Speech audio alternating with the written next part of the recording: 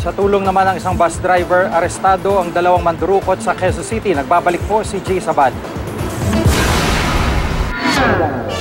Nang maputol ang pinakikinggang kanta mula sa kanyang cellphone, napagtanto na raw ni Herald Montejo na nadali na ang cellphone niya. Bago daw kasi iyon, may umipit sa kanyang dalawang lalaki habang nakasakay sa isang pampaserong bus na biyaheng Novaliches.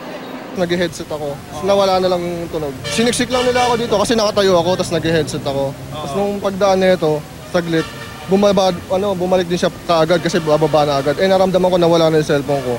Nagsumbong si Monteo sa bus driver. Sinabihan daw ng driver ang biktima na wag munang bumaba dahil nasa loob lang ang mandurukot. Nang makita ng driver na may police mobile ang QCPD pagliko ng Muñoz galing EDSA, agad raw niyang inihinto ang bus. Yung nanakawan, pagbaba niya rito, sabi niya, tika lang, yung cellphone ko nawala. Sabi ko, umakyat ka. Kasi ang cellphone nandito pa yan. Pagkakyat niya, sabay sinarado ko yung pinto. Sabi ko sa pulis tayo, kita ko yung ilaw ng pulis dyan, mobile dyan. Along the EDSA strategic point, kaya po ang pangyayaring ito ay na-report po kaagad sa atin.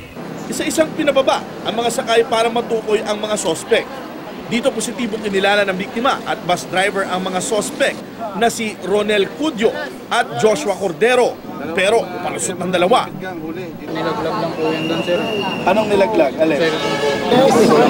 Dinampot mo. Tapos? Kala ko po kasi Hindi ko po yung kasama. Hindi po kasama yun. Ayon sa driver at konduktor ng bus, hindi ito ang unang pagkakataon na inakyat sila ng mga mandurukot. Modus daw ng mga sospek na ipitin ang kanilang biktima bago dukutan. Sayang nga raw at di nahuli ang iba pang alam nilang kasamahan ng mga sospek. Dinala sina Cudio at Cordero sa QCPD Station 2 upang sampahan ng karampatang kaso.